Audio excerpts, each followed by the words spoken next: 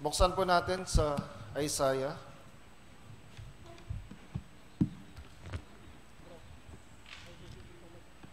Isaiah chapter 53. Naririnig po ako ng malakas. Isaiah 53.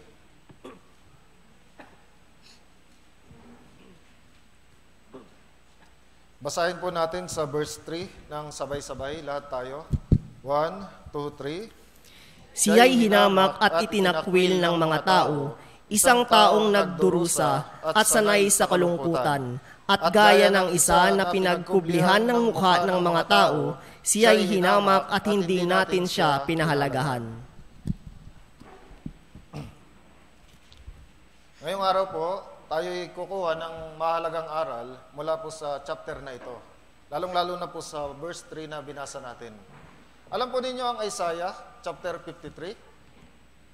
Ito po ay gospel sa Lumang Tipan.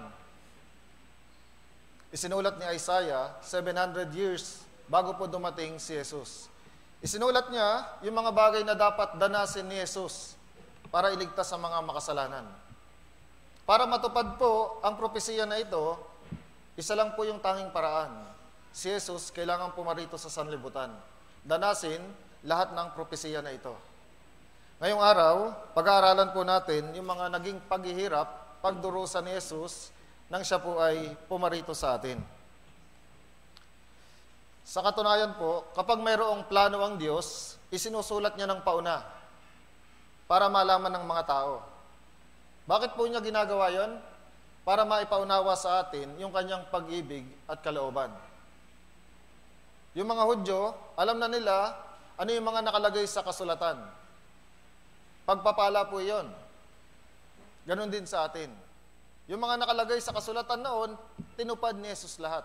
Kaya nga magiging napakadali kapag nalaman natin na tinupad lahat ni Jesus. Lalong-lalo na yun sa verse 5 at verse 6. Tingnan natin, Isaiah 53, verse 5 at 6. Basahin po ninyo ng sabay-sabay. 1, 2, 3. Ngunit siya'y nasugatan dahil sa ating mga pagsuway. Siya'y binugbog dahil sa ating mga kasamaan. Ipinataw sa kanya ang parusa para sa ating kapayapaan, at sa pamamagitan ng kanyang mga latay ay gumaling tayo. Tayong lahat ay gaya ng mga tupang naligaw, bawat isa sa atin ay lumihis sa kanyang sariling daan, at ipinasan sa kanya ng Panginoon ang lahat nating kasamaan.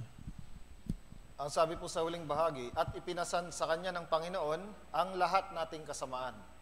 Yung lahat nating kasalanan, kasalanan ko, kasalanan ninyo, kasalanan nating lahat, ipinasan ng Panginoon kay Jesus. Makakapunta po tayo sa langit dahil sa ginawa ni Jesus. Hindi po dahil sa mga nagagawa natin. Kaya nga nang sabihin ni Jesus sa krus, tapos na, natupad na, meron na tayong pagkakataong makapunta sa langit. Kung tayo maniniwala sa ginawa ni Jesus doon sa cross. Sa katunayan po, pagdating sa usapin ng kaligtasan, napakaraming mga tao, sinisikap nilang makapunta sa langit gamit yung sarili nilang pagsisikap. Marami silang ginagawa para makapunta sa langit. Pero mali po yun ayon sa Biblia. Para makapunta sa langit, 100% wala tayong dapat gawin. Bakit? Ginawa po ng Diyos lahat para tayo mga makasalanan, madala niya sa langit. Ang Diyos yung nagplano ng kaligtasan. Si Jesus pumarito para gawin yung plano ng Diyos, namatay doon sa krus. Ang gawain ng Espiritu Santo, tulungan tayo na maniwala doon sa ginawa ni Jesus. Kaya nga para maligtas, ang Diyos, si Jesus at ang Espiritu Santo ang tumulong sa atin para madala tayo sa langit. Yan po ay biyaya ng Diyos sa atin. Ngayong araw, pagtutuunan natin ng pansin yung mga pagdurusa ni Jesus. Bago po yun, sa Biblia, sa Lumang Tipan, meron pong dalawang pagdating ang Mesiyas. At ang mga Hudyo, nalilito po sa bagay na ito. Ang unang pagdating ng Mesiyas, ito pong chapter 53, magdurusa. Hinamak, itinakwil, pinagkublihan ng muka ng mga tao. Si Jesus ay magdurusa sa unang pagdating. At yung ikalawang pagdating niya, Si Jesus ay muling babalik, aanihin lahat ng mga tao na nagkaroon ng kaligtasan. Yung dalawang pagdating na ito, magkahalo sa lumang tipan. Kaya lang, yung mga Hudyo, yung mga Israelita, ang inaasahan nila, yung ikalawang pagdating lamang. Bakit? Sa loob po ng napakahabang panahon, sila po ay sakop ng napakaraming bansa. Sinakop sila ng Assyria, sinakop ng Babylonia, ng Persia, ng Greece at Roma. Wala sa kanila yung pamamahala sa bansa nila. Wala silang hari. Naglilingkod sila sa mga bansang sumasakop sa kanila. Kaya nga ang ninanais nila, ang darating na Mesiyas, yung magiging hari, yung magliligtas sa kanila, yung babawi ng bansa nila. Kaya lang yung unang pagparito ni Jesus, siya po'y hindi pumarito para maging hari. Kaya nga nung dumating siya, ayaw po ng mga Israelita, ayaw ng mga Hudyo. Ayaw namin ng magdurusa na Kristo, ang gusto namin, yung darating na hari. Meron po silang ganitong kaisipan. Kaya nga si Jesus, itinuwid ni Jesus yung maling kaisipan na ito. Basahin po natin Marcos chapter 9.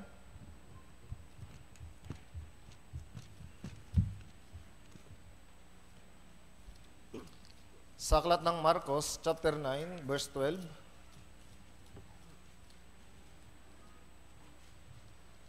Basahin po ninyo ng sabay-sabay. Marcos chapter 9 verse 12. 1, 2, 3.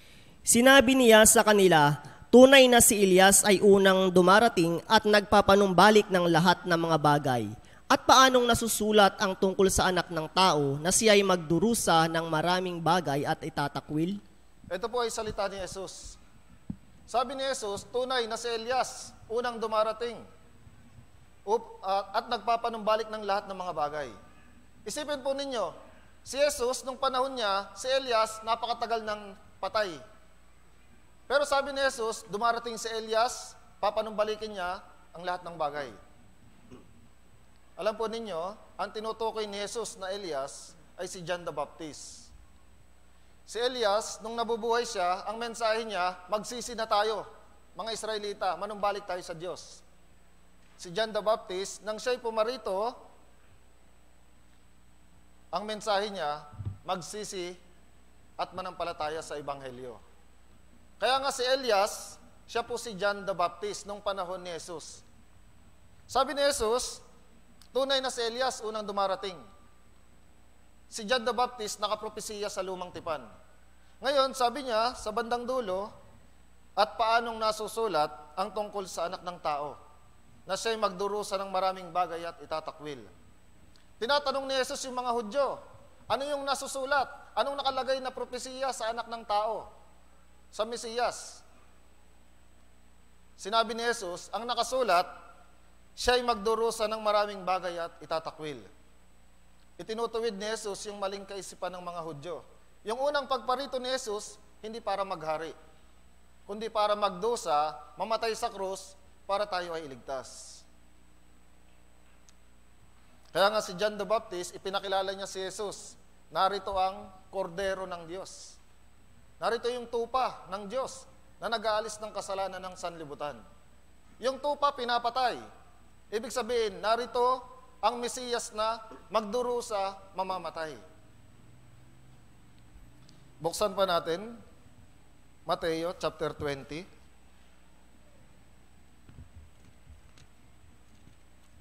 Mateo chapter 20 verse 28. Basahin po natin ang sabay-sabay. 1, 2, 3. Kung paanong ang anak ng tao ay naparito, hindi upang paglingkuran, kundi upang maglingkod at upang ibigay ang kanyang buhay na pantubos sa marami. Ang sabi po ni Jesus, kung paanong ang anak ng tao ay naparito, hindi upang paglingkuran. Sino po yung pinaglilingkuran? Ito po yung hari. Pero si Jesus, sa unang pagparito niya, hindi siya pumarito bilang hari. Kaya nga ayaw niya maglingkod yung mga tao sa kanya. Dahil ang layunin niya, naparito upang maglingkod at ibigay ang kanyang buhay na pantubos sa marami. Ang nais ni Jesus, ituwid yung puso ng mga Israelita patungkol sa pagdating ng Mesiyas. Kailangan maintindihan ng mga Israelita, ang Mesiyas na unang darating, mamamatay at magdurusa. Ngayon balik po tayo sa Isaiah. Lagyan ninyo ng palatandaan, paulit-ulit po tayong babalik. Isaiah chapter 53.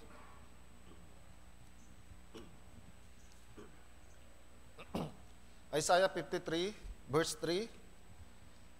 Yung unang bahagi, siya'y hinamak at itinakwil ng mga tao. Kaya lang, nang dumating si Jesus, ano po yung ginawa ng mga tao? Siya po ay hinamak. Siya ay itinakwil. Sa katunayan, yung mga tao dito, kasama po tayo. Bago tayo maligtas, tayo din po, hinamak natin si Jesus. Itinakwil natin. Isipin niyo po, nakakamangha po ito. Si Jesus, siya ay Diyos mismo, nagkatawang tao. Kahit nasa katawang tao si Jesus, 100% siya ay Diyos.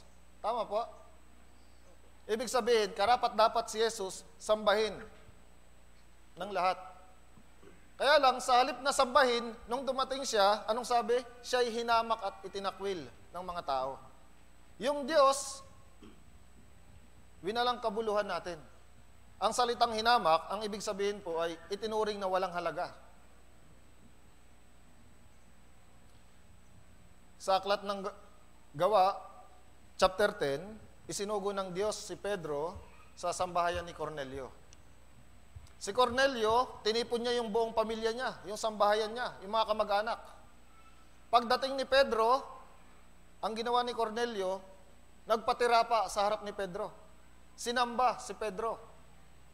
Ngayon, anong sabi ni Pedro? Hinawakan siya, itinayo, tumayo ka. Ako man ay tao rin. Hindi ako dapat sambahin. Si Jesus lamang. Kaparehas po yung nangyari sa Gawa chapter 14.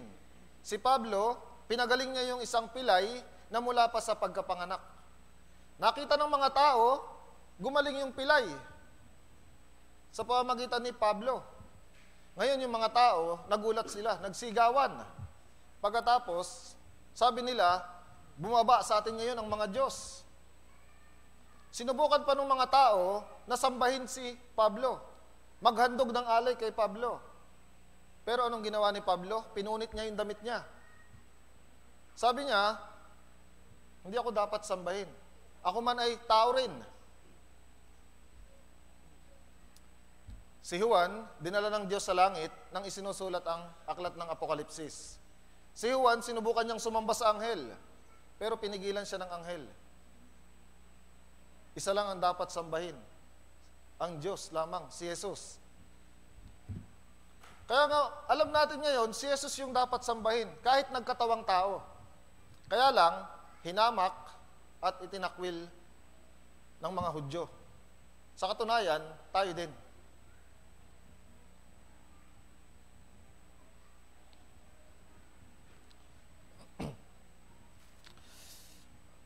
Yung salitang hinamak, napakarami pong halimbawa sa Lumang Tipan.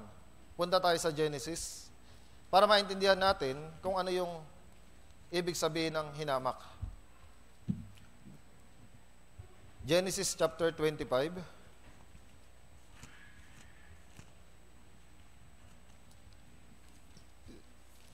Verse 24.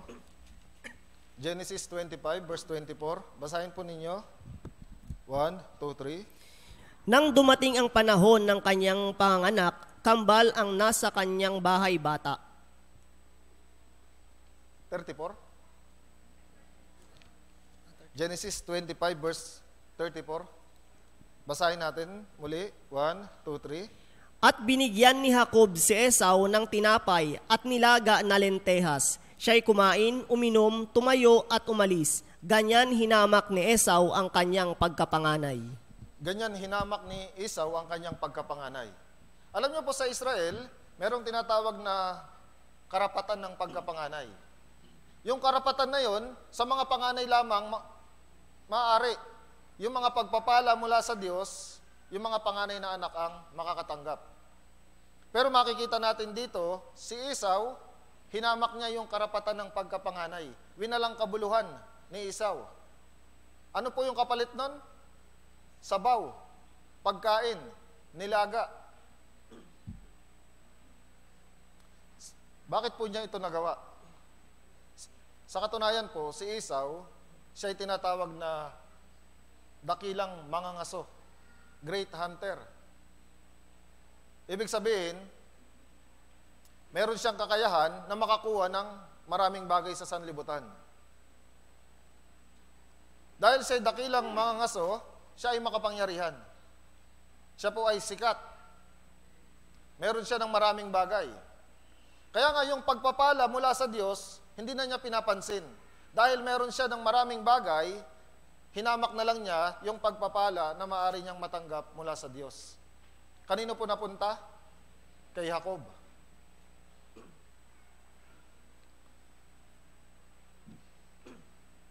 Pagdating po kay Haring Saul, siya din po, hinamak niya ang mga tao at ang mga hayop. Nagutos ang Diyos kay Haring Saul, patayin niyo lahat ng mga Amalekita. Hari, babae, lalaki, bata, patayin lahat. Mga hayop, papatayin niyo lahat. Ngayon, sinalakay ni Haring Saul yung mga Amalekita. Pero nung salakayin niya, yung hari, itinira niya. Yung magagandang hayop, kinuha niya. Yung mga pangit, pinatay. Ganun po niya hinamak yung mga tao at mga hayop. Tingnan natin, para maintindihan po ninyo, sa unang Samuel chapter 15. Unang Samuel 15.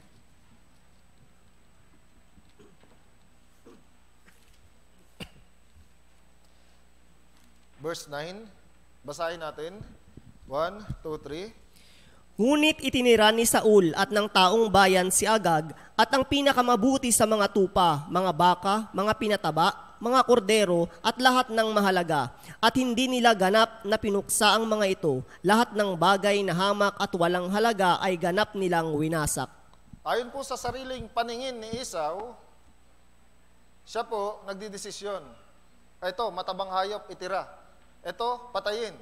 Yang tao yan, patayin. Ganyan po niya winalang kabuluhan ang mga tao at mga hayop. Yan po ipaglabag sa utos ng Diyos. Pero siya, meron po siyang puso na hinahamak. Patayin to, buhayin yan. Patayin, buhayin yan. Ibig sabihin ng salitang hinamak, walang kabuluhan. Itinuring na walang halaga. Nang maglaban po ang mga Pilisteo at ang mga Israelita, nagsugo ng mandirigma ang mga Pilisteo. Si Goliath. Ngayon si Goliath, hinahamon niya yung mga Israelita. Sa loob ng 40 araw, naghahamon si Goliath araw-araw. Hinahamak ang Diyos ng Israel. Isang araw si David bumisita sa lugar ng digmaan. Narinig ni David, sino ba itong hintil na ito? Bakit niya hinahamak ang Diyos na buhay? Nagalit si David, ako ang lalaban. Pagpunta ni David sa lugar ng digmaan, nakita siya ni Goliath. Alam niyo po yung nangyari? Hinamak siya ni Goliath. Sabi ni Goliath, ako ba ay aso? Lumalapit ka sa akin na may tungkod? Papatayin kita, ipapakain kita sa mga ibon, sa himpapawid, at sa mga hayop sa parang. Ganyan po hinamak ni Goliath si David. Ayon sa sarili niyang paningin, walang kabuluhan ang taong ito. Yan po ang ibig sabihin ng hinamak. Pero ano pong naging resulta? Pinatay ng Diyos si Goliath. Tama po? Ang ibig sabihin ng hinamak, itinuring na walang halaga. Ganyan po itinuring ng mga tao si Jesus. Walang halaga, ipako sa krus. Walang halaga, ibinenta. Walang halaga, ipinagkaila. Itinuring natin si Jesus na walang halaga. Bago tayo maligtas, ganun din tayo kay Jesus. Maaring nung may nag-iimbita sa atin, wala tayong pakialam. Wala akong panahon makinig ng Bible seminar. Hinamak din natin si Jesus sa ibang paraan.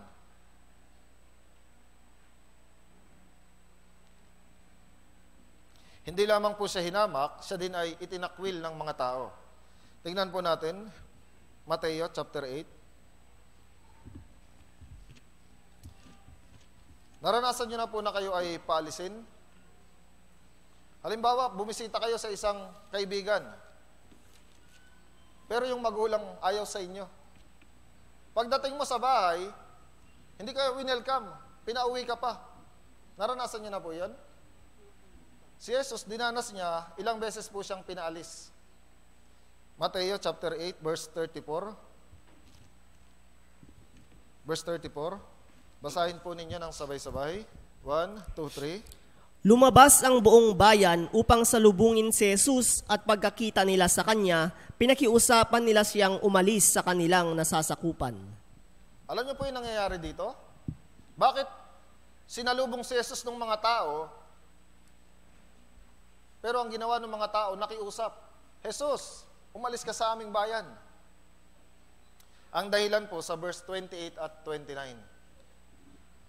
Nang makarating si Jesus sa kabilang pangpang sa lupain ng mga Gadareno, ay sinalubong siya ng dalawang inaalihan ng mga demonyo na lumabas mula sa mga libingan.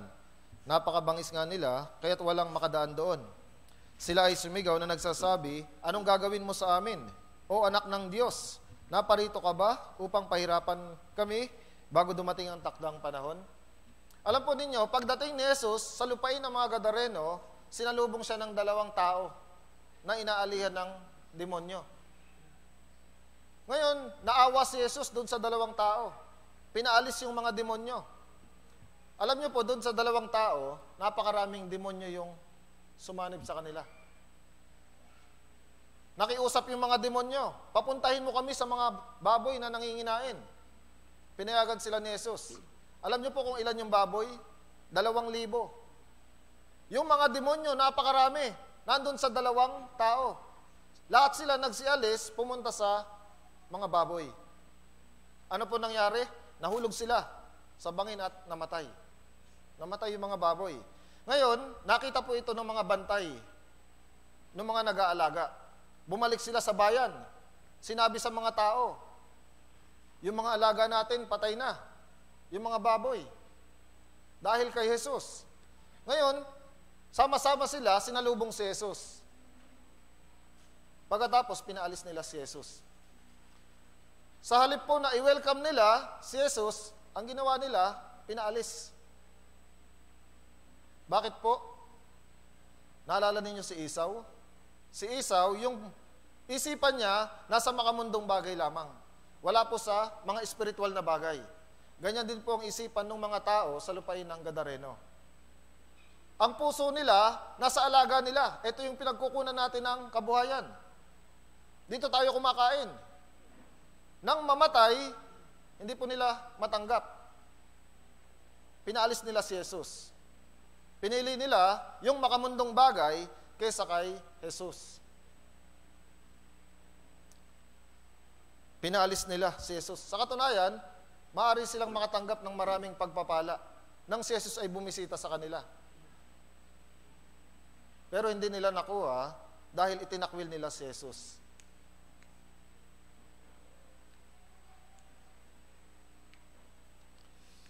Natatakot sila kay Jesus, pero sila po hindi welcome sa kanila, si Jesus. Tingnan pa natin Mateo chapter 13. Si Jesus nakaranas din na hindi siya paniwalaan, maging ng kanyang mga kababayan. Mateo chapter 13, verse 55 hanggang 58. Basahin po natin, sabay-sabay. 1, 2, 3. Hindi ba ito ang anak ng karpintero? Hindi ba ang kanyang ina ay tinatawag na Maria? At ang kanyang mga kapatid ay sina Santiago, Jose, Simon at Judas? Hindi ba't kasama natin ang lahat ng kanyang mga kapatid na babae? Saan kinuha ng taong ito ang lahat ng mga bagay na ito? At natisod sila sa kanya. Ngunit sinabi sa kanila ni Jesus, ang isang propeta ay di nawawalan ng karangalan maliban sa kanyang sariling bayan at sambahayan. At hindi siya gumawa roon ng maraming gawang makapangyarihan dahil sa kawalan nila ng pananampalataya. Kung titignan po ninyo, marami pong aral tayong makukuha dito. Sabi dito, hindi ba ito ang anak ng karpintero? Hindi ba ang kanyang ina, tinatawag na Maria? Sa Israel po, kapag ipapakilala ang isang tao, binabanggit kung sino yung kanyang ama. Halimbawa, si Pedro, anak ni Juan. Si Juan at si Santiago, na anak ni Zebedeo. ipinapakilala po yung ama nila. Pero dito, si Jesus, ang tawag na lang sa tatay, hindi ba ito ang anak ng karpintero? Masasabi po natin na namatay na yung ama ni Jesus. Maaring nung bata pa lang si Jesus, namatay na ng maaga si Jose. Kaya nga sa Biblia, wala tayong masyadong makikitang pangalan ni Jose. Isa pa,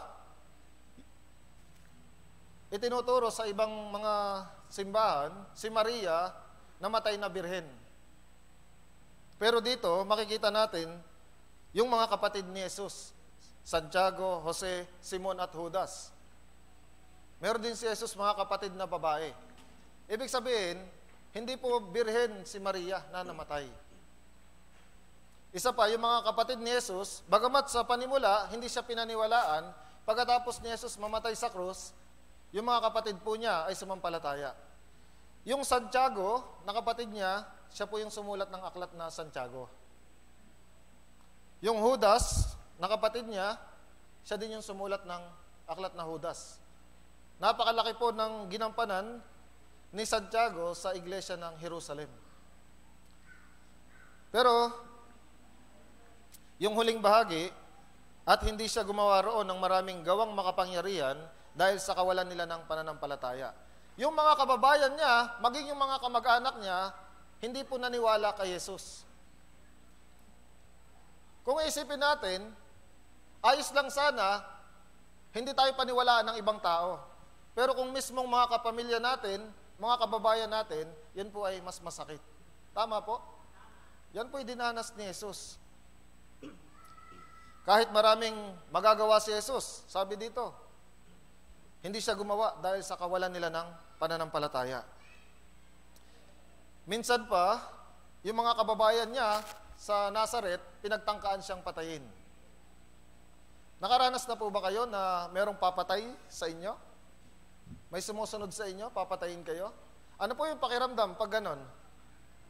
Nakakatakot po. Pero si Jesus, pinagtangkaang patayin, hindi lang ng isa, ng maraming tao. Buksan natin sa Lucas, chapter 4.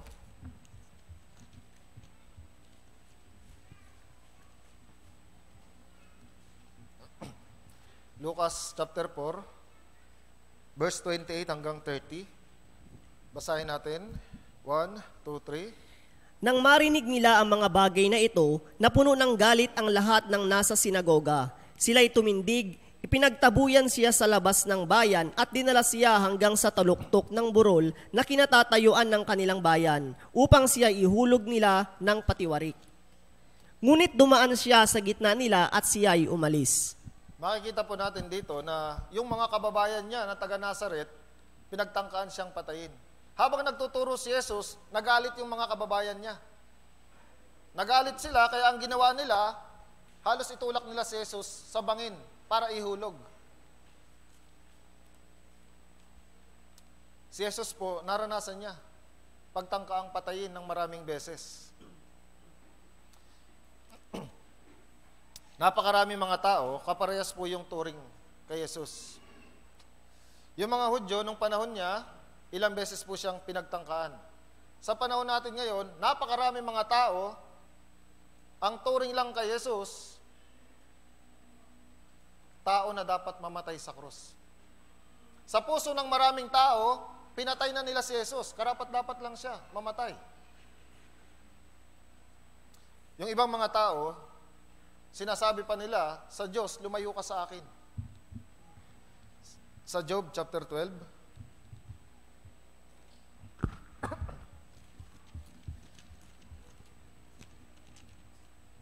Job chapter 12, chapter 21, sorry po, 21.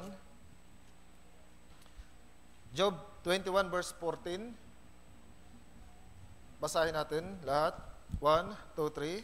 At sinasabi nila sa Diyos, lumayo ka sa amin, hindi namin ninanasa na ang inyong mga lakad ay aming alamin. Ano po? At sinasabi nila sa Diyos, lumayo ka sa amin.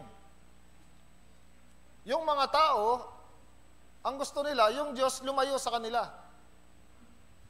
Dahil ang gusto nila, mabuhay na walang Diyos. Ang gusto nila, mabuhay ayon sa kanilang sariling kagustuhan. Sa sunod pong page, Job 22 verse 17. Job 22:17. Basahin po natin. 1, 2, 3. Sinabi nila sa Diyos, lumayo ka sa amin, at anong magagawa sa amin na makapangyarihan sa lahat? Yan po ang puso ng mga tao. Diyos, lumayo ka sa amin. Wala kaming pakialam sa iyo. Alam niyo po, yung hinihiling ng mga tao na ito, isang araw, ibibigay sa kanila ng Diyos. Sa araw ng paghuhukom, mapapalayo sila ng tuluyan sa Diyos. Kung patuloy nilang tatanggihan ang biyaya ng Diyos, sa huli, tutuparin ng Diyos yung hiling nila.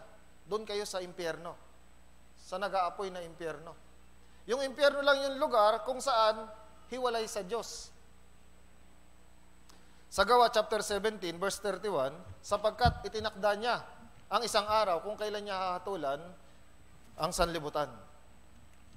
Yung isang araw na yon, kapag dumating na, matutupad yung hinihiling ng mga tao na lumayo sa Diyos. Yung mga tao, ang gusto nila, humiwalay kay Jesus. Yung mga Hudyo, ayaw namin sa iyo. Umalis ka dito. Hindi siya pinaniwalaan, pinagtangkaang patayin. Ganyan po siya hinamak at itinakwil ng mga tao. Balik po tayo sa Isaiah 53.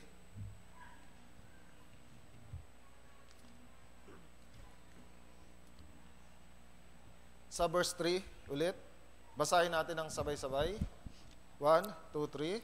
Siya'y hinamak at itinakwil ng mga tao, isang taong nagdurusa at sanay sa kalungkutan. At gaya ng isa na pinagkublihan ng mukha ng mga tao, siya'y hinamak at hindi natin siya pinahalagahan.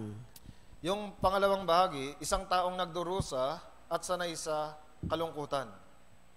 Si Jesus po, tinatawag na taong nagdurusa. Man of sorrow.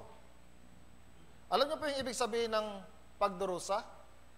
Ang tunay na kahulugan ng pagdurusa, ito po yung hindi makayang kirot sa damdamin. Nasasaktan na tayo sa ating puso. Dahil sobra na, yung nararanasan nating hirap, nagdurusa na tayo. Hindi po sa physical na katawan. Yung damdamin natin ay nasasaktan. Si Jesus po, labis na nagdusa. Labis na nasaktan sa kanyang puso. Minsan, iniisip natin, walang nakakaintindi ng mga dinaranas natin. Bakit ako nagdurusa ng ganito? Walang nakakaunawa sa akin. Sa sandaling iyan, dapat nating malaman, si Jesus, labis na nagdusa. Naiintindihan niya tayo lahat.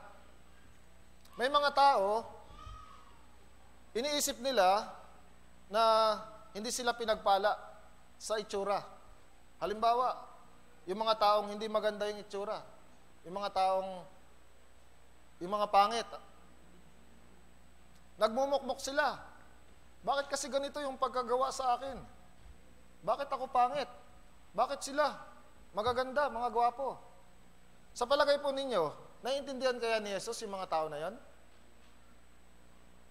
Naiintindihan po ni Jesus. Dahil si Jesus, siya po ay hindi magandang lalaki. Sinasabi ng Biblia, walang kagandahan na dapat nating pagmasdan sa Kanya. Wala tayong maiibigan sa Kanya. Alam po ninyo na si Jesus ay pangit? Kapag nanonood tayo ng mga palabas tungkol sa buhay ni Jesus, ang gaganda, magagandang lalaki, makikisig. Tama po? Pero ang katunayan, siya po ay walang anyo. Hindi maganda yung mukha niya. Kaya nga naiintindihan din ni Jesus yung puso ng mga taong nagmumukmok sa sarili. Tingnan ninyo yung verse 2. Ito po yung katibayan. Isaiah 53 verse 2. Basahin natin. 1, 2, 3. Sapagkat siya'y tumubo sa harapan niya na gaya ng sariwang pananim at gaya ng ugat sa tuyong lupa.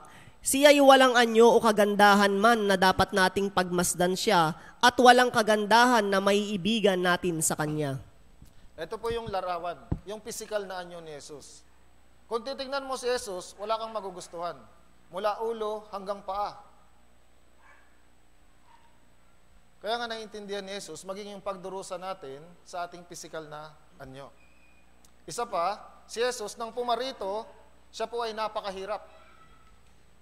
Wala man lang siyang anumang pag-aari. Isa lang po yung pag-aari niya. Alam po ninyo kung ano? Yung krus na binuhat niya. Yun lamang po yung niyakap niya na pag-aari niya. Sinasabi ng Biblia, wala man lang siyang mapaghiligan ng ulo. Wala po siyang tirahan. Sa kabundukan siya natutulog. Kaya nga tayo, kung tayo naghihirap sa ating buhay, naiintindihan din tayo ni Jesus. Nung sanggol pa lang si Jesus, palipat-lipat na sila ng lugar, ng tirahan.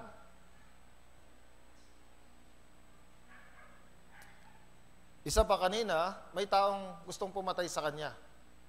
Nung bata pa lang si Jesus, nung sanggol pa lang si Jesus, pinagtangkaan na siyang patayin ni Herodes. Baby pa lang si Jesus, nais nang patayin ni Herodes.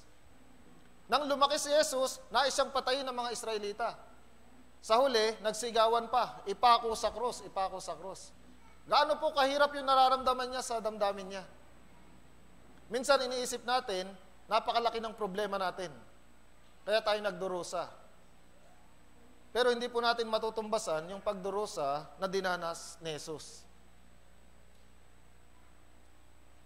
Isa pa, kanina mukhang lumalabas na namatay na ng maaga yung kanyang ama. Siya po yung panganay. Marami siyang mga kapatid.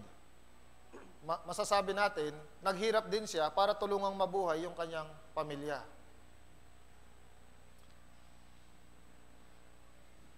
Kung titignan din natin, hindi rin siya naintindihan ng mga kapatid niya. Yung mga kapatid niya, nung panimula, ang turing sa kanya, nababaliw ka na. Pumunta ka doon, sa lugar na yun, hinahanap ka, huwag kang magtago. Hindi po siya pinaniwalaan ng mga kapatid niya. Pumili siya ng 12 alagad. Yung 12 alagad, labis niyang minamahal. Kaya lang, si Judas, ibinenta siya. Ipinagkanulo ng 30 pirasong pilak. Meron na pong nagbenta sa inyo? Si brother, ibinebenta ko.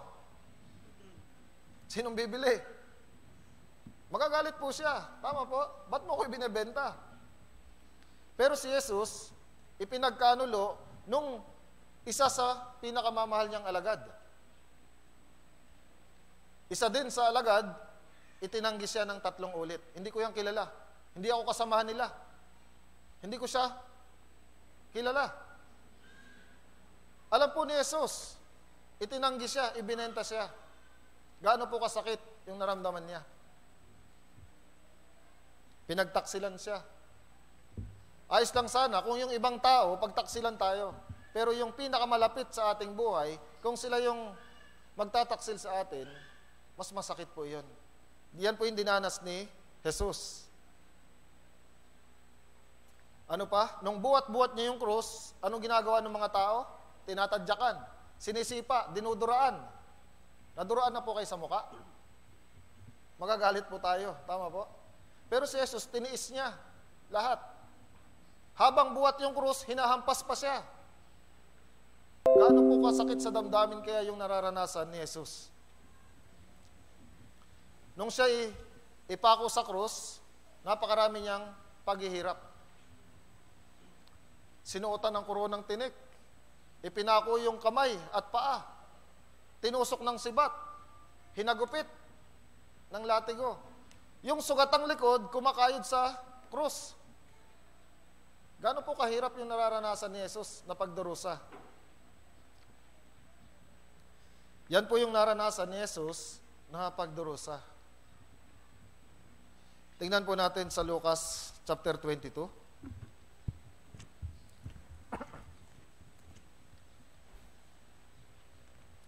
Lucas chapter 22 sa verse 44. Lucas 22:44. Basahin po natin ang sabay-sabay. 1, 2, 3.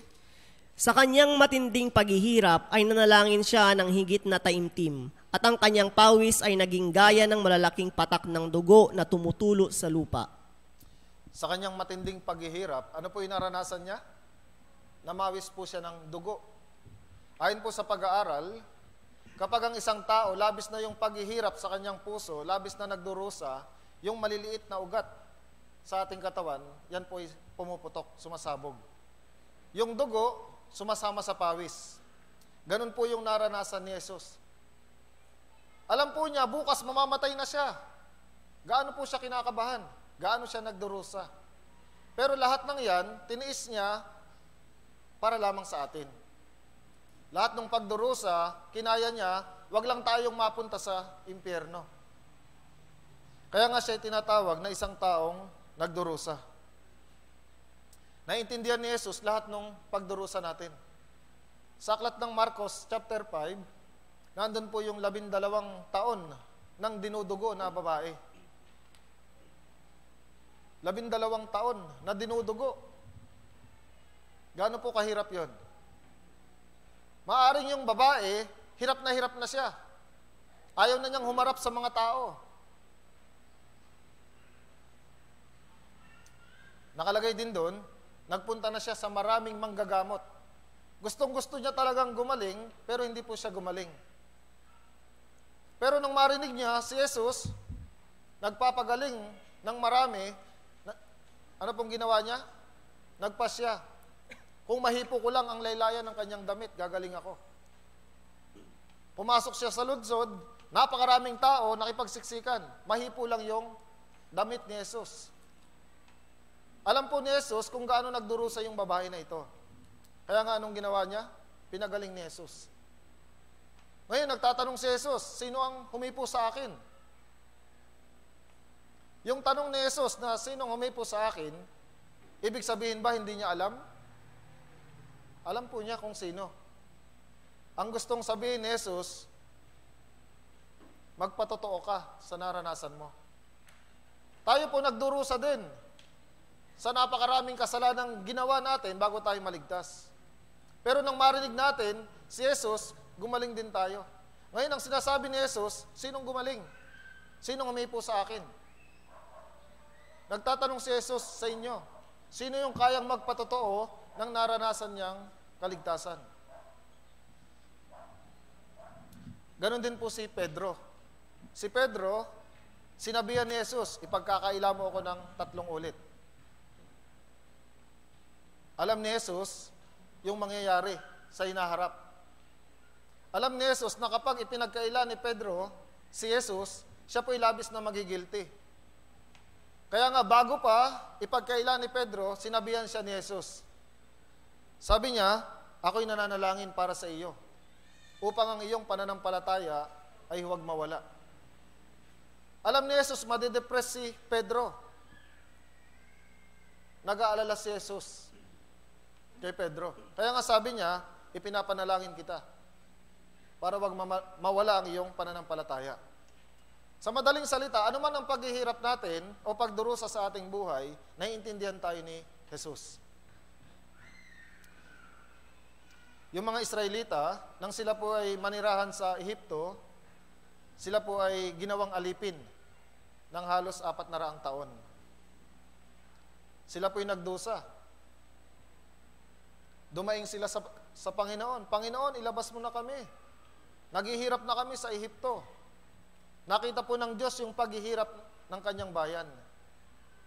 Kaya nga isinugo si Moses para ilabas sila sa Ehipto. Anumang pagdurusa natin, nakikita po ito ng Diyos. At naiintindihan niya. Dahil si Jesus, isang taong sanay sa kalungkutan.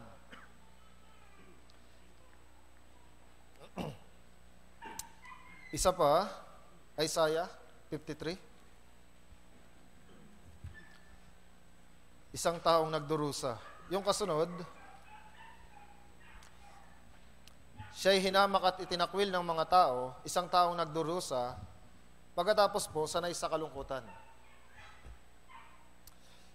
Ang ibig sabihin ng kalungkutan, ang tunay pong kahulugan nito, ito naman po yung sakit na nararamdaman natin sa physical na katawan. Halimbawa, tayo'y nagkakasakit. Tayo'y napapagod. Nauuhaw, nagugutom. Si Jesus, sanay din po siya sa mga bagay na ito. Siya'y sanay sa kalungkutan. Sa aklat ng Pilipos, chapter 2, verse 7, kinuha ni Jesus yung anyo ng alipin. At siya po'y nagkatawang tao. Ibig sabihin, tao po si Jesus, 100%. Kaya nga si Jesus, nung nandito sa sanlibutan, pag binasa po ninyo yung buhay niya, minsan, siya po ay napapagod, nauuhaw, nagugutom. Sa sobrang pagod niya, sa bangka, nakatulog siya kahit malakas yung bagyo. Yan po yung buhay ni Jesus. Naranasan din niyang yung buhay ng laman. Kaya naiintindihan din niya anumang pagod o sakit pagdurusa na mayroon tayo. Sa Juan chapter 4,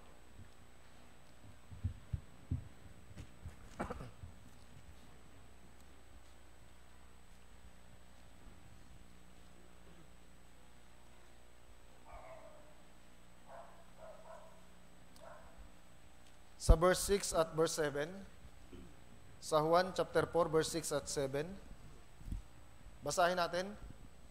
1, 2, 3. Naroon ang balon ni Jacob. Nang pagod na si Jesus sa kanyang paglalakbay, naupo siya sa tabi ng balon. Noon ay malapit nang magtanghaling tapat. Dumating ang isang babaeng Samaritana upang umigib ng tubig. Sinabi sa kanya ni Jesus, "Bigyan mo ako ng inumin."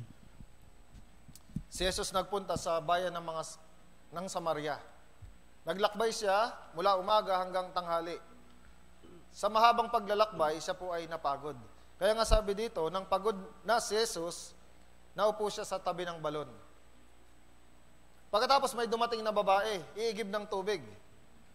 Dahil nauuhaw si Jesus, nagsabi siya, "Bigyan mo ako ng may inom." Si Jesus po'y tao din. Bagamat yung aral sa Juan chapter 4, pumunta talaga si Jesus doon para iligtas yung babaeng Samaritana, pati yung mga kababayan niya. Pero makikita natin sa ibang larawan, si Jesus ay napagod at nauuhaw din. Nung si Jesus po'y nasa krus, sumigaw siya, "Nauuhaw ako." Dumanak po yung halos lahat ng dugo niya, lahat ng tubig sa katawan niya. Kaya nga sumigaw siya, "Nauuhaw ako." Naranasan ni Jesus, mauhaw, magutom, mapagod. Kaya nga naiintindihan tayo ni Jesus. Sa Mateo chapter 8, napakaraming pinagaling ni Jesus. Sa verse 14 hanggang 17, Mateo chapter 8, 14 hanggang 17, naiintindihan po ni Jesus, lalo na kung tayo ay mayroong sakit. Basahin po ninyo. 1, 2, 3. Nang pumasok si Jesus sa bahay ni Pedro, nakita niya ang biyanang babae nito na nakaratay dahil sa lagnat. Hinawakan niya ang kamay ng babae at nawala ang kanyang lagnat. Bumangon siya at nagligkod kay Jesus. Nang gabing iyon ay dinala nila sa kanya ang maraming inaalihan ng mga demonyo. Pinalayas niya ang mga espiritu sa pamamagitan ng salita at pinagaling ang lahat ng mga may sakit. Ito ay upang matupad ang sinasabi sa pamamagitan ni Propeta Isayas, "Kinuha niya ang ating mga sakit at pinasan niya ang ating mga karamdaman."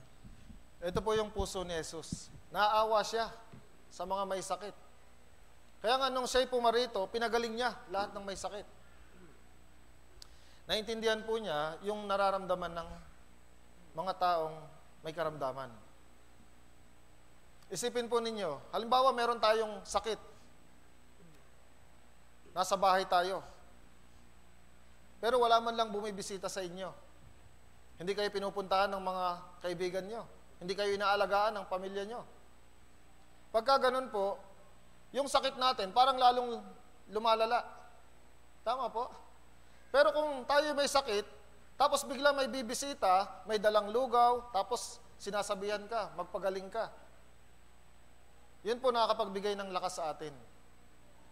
Si Jesus, nauunawaan po niya yung nararamdaman natin. Napakarami niyang pinagaling. Alam niyo po, pag may sakit yung mahal natin sa buhay, kahit inaalagaan natin siya, hindi naman talaga natin nararamdaman ano yung nararamdaman niya. Ang magagawa lang natin, alagaan siya. Tama po. Ngayon, yung may sakit, Isa lang po yung makakaunawa sa Kanya. Sinasabi ng Biblia, si Jesus lamang. Kaya nga si Jesus, hindi lamang po siya nagdusa. Hindi lamang itinakwil. Siya rin po marunong umunawa sa mga pagdurusa, kalungkutan o karamdaman natin. Unang Pedro chapter 5 verse 7.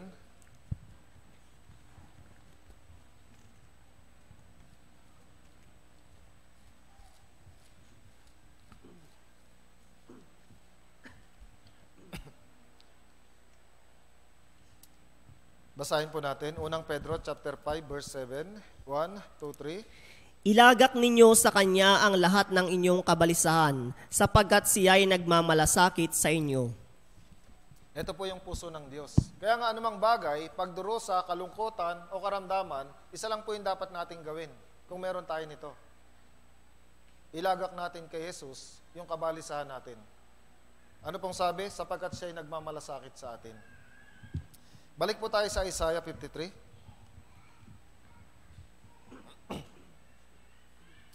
Isaiah 53, sa verse 3. Sa bandang gitna, at gaya ng isa na pinagkublihan ng mukha ng mga tao, siya'y hinamak at hindi natin siya pinahalagahan. Pinagkublihan ng mukha ng mga tao. Ano pong ibig sabihin ng pinagkublihan? Tinalikuran. Yung mga tao, tinalikuran si Jesus. Alam niyo po sa Israel, kapag mayroong ketong ang isang tao, walang halaga po sa kanila. Bawal manirahan sa loob ng lungsod. Doon kayo sa labas. Hanggang hindi ka gumagaling, hindi ka pwedeng pumasok sa loob ng lungsod. Nakatalikod po sa kanila yung mga tao. Kung napanood na ninyo yung palabas na Ben-Hur, meron pong mga ketongin doon. Yung mga ketongin, inilagay sa bilangguan. Kapag dadalahan ng pagkain, hinahagis.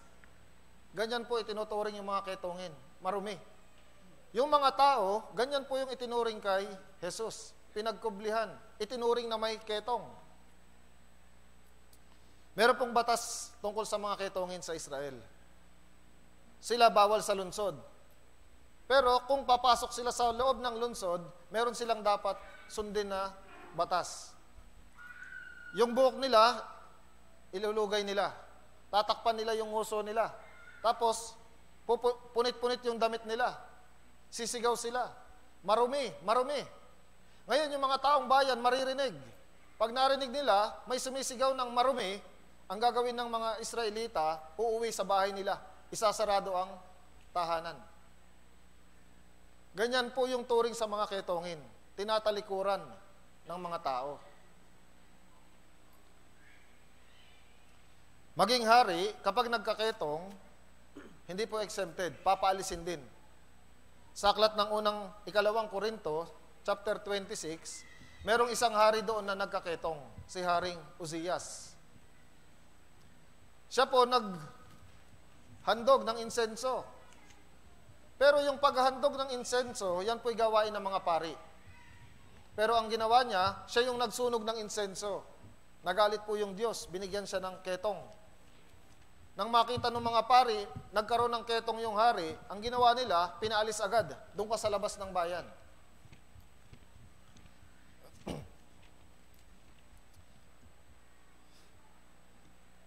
Balik po tayo kay Jesus.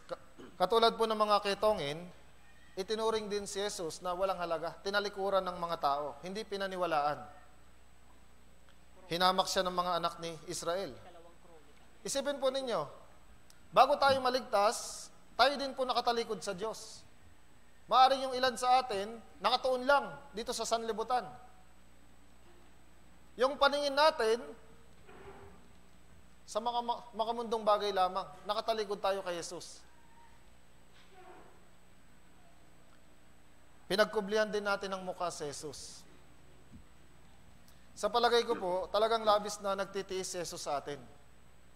kahit tayo gawa ng kasalanan, kahit tayo nakatalikod sa Kanya, naghihintay pa rin siya na tayo ay maligtas. Yan po isang pagpapala ng Diyos sa atin. Kahit tayo, masama yung ginagawa natin kay Jesus, si Jesus naghihintay pa rin sa atin.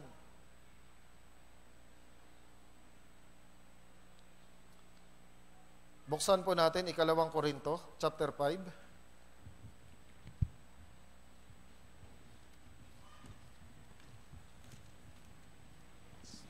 2 Korinto chapter 5.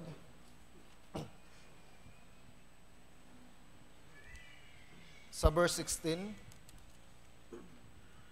Napakahalaga po ng talata na ito.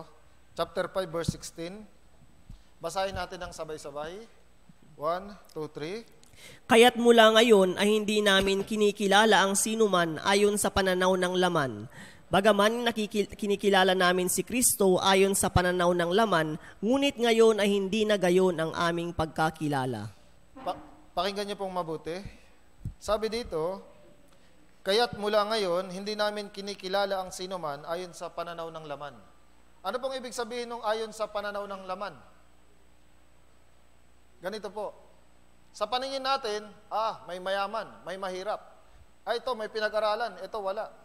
Ito kilala, ito hindi kilala. Yan po yung pananaw ng laman. Yung kasunod, bagaman kinikilala namin si Kristo ayon sa pananaw ng laman. Bago po tayo maligtas, ang tingin lang natin kay Kristo sa pananaw ng laman. Yung anak ng karpintero. Si Jesus, Israelita. Siya yung namatay doon sa cross. Yan lang yung pagkakilala natin kay Jesus. Pero sa dulo, ngunit ngayon ay hindi na gayon ang aming pagkakilala. Pagkatapos nating maligtas, iba na po yung pagtingin natin kay Jesucristo. Si Jesus hindi lang basta anak ng karpintero. Si Jesus sa atin, siya po ang Panginoon. Siya ang Diyos. Siya yung Creator. Siya yung nagbibigay ng lakas sa atin. Siya yung ulo ng iglesia. Nag-iba na yung pananaw natin pagdating kay Jesus. Si Jesus dapat paglingkuran. Si Jesus dapat sambahin.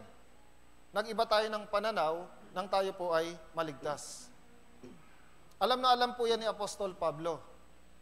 Sinabi ni Apostol Pablo, nung umpisa, siya daw ay lapastangan, manguusig, mga alipusta. Inusig niya ang iglesia ng Diyos. Pero sabi niya, gayon may kinahabagan ako ng Diyos, sapagkat sa aking kamangmangan ay ginawa ko ang mga iyon sa kawalan ng pananampalataya.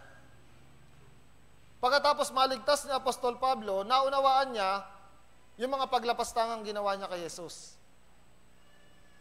Pero pagkatapos niyang maligtas, nabuhay siya na ipinapangaral ang magandang balita, yung kamatayan ni Jesus. Hanggang sa pugutan siya ng ulo, si Pablo, siya po ay naglingkod kay Jesus. Ganon din po dapat tayo. Noon, wala tayong pakialam kay Jesus. Pero nung maunawaan natin yung kaligtasan, nagbago na yung tingin natin. Pero ano yung magiging pamumuhay natin? Dapat katulad ni Pablo. Hanggang sa tumayo tayo sa harapan ni Jesus, sambahin natin si Jesus. Paglingkuran si Jesus. Dinanas ni Jesus lahat. Tiisin natin anumang pagdurusa para makasunod kay Jesus. Unang Pedro, chapter 3, verse 18.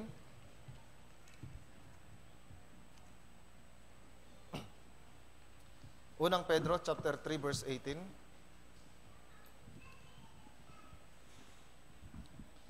Basahin po natin ng sabay-sabay. 1, 2, 3. Sapagkat si Kristo man ay minsang nagdusa dahil sa mga kasalanan, ang isang matuwid dahil sa mga di matuwid, upang kayo ay madala niya sa Diyos. Siya ay pinatay sa laman, ngunit binuhay sa Espiritu. Sapagkat si Kristo ay minsang nagdusa dahil sa kasalanan. Alam niyo po, lahat ng pinagdaanan ni Jesus, yan po ay dahil sa akin, dahil sa inyo, dahil sa atin. Makikita po natin, tiniis lahat ni Jesus, isa lang po yung dahilan para iligtas ikaw, para iligtas ako. Ngayon, i-check natin yung sarili natin. Ano yung ginagawa ko para kay Jesus?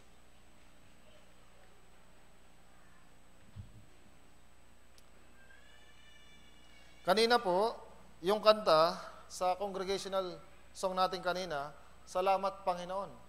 Salamat Panginoon sa biyaya mo.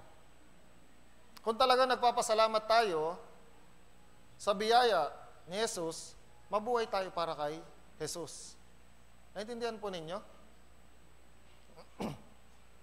Si Jesus po ay hinamak, itinakwil ng mga tao, isang taong nagdurusa, taong sanay sa kalungkutan, pinagkublihan ng mukha ng mga tao at hindi pinahalagahan. Lahat ng yan para sa atin. Bilang mga tunay na born-again Christian, dapat patuloy tayong maglingkod kay Jesus. Kahit na tayo'y hamakin, kahit na tayo'y magdusa, kahit tayo'y talikuran, kahit hindi tayo pahalagahan, kahit may kalungkutan, magpatuloy tayo sa paglilingkod kay Jesus hanggang sa tumayo tayo sa harapan ng Diyos. Ang pamumuhay Kristiyano, ito po ay buhay na sinusundan yung mga naging hakbang ni Jesus. Kung gusto po ninyong makasunod kay Jesus, darating po sa inyo lahat ng dinanas niya. Ang kailangan natin gawin, tiisin at tumayo sa harapan ni Jesus ng may katapangan na nilampasan ang mga paghihirap natin. Umaasa po ako na lahat tayo, anumang pagsubok o pagdurusa, tiisin natin. Nauunawaan tayo lahat ni Jesus. Naintindihan po ninyo? Ayusin po natin yung Christian life natin at yung mga Bible seminar natin, magsakripisyo tayo. Pag nagsakripisyo, daranasan natin yung mga panguusig. Pero ang bunga, may mga taong maliligtas. Tiniis lahat ni Jesus para maligtas tayo. Tiisin din natin lahat ng paghihirap para makapagligtas tayo ng ibang mga tao. Naintindihan po? Tayo po lahat ay manalangin na sa pagtatapos.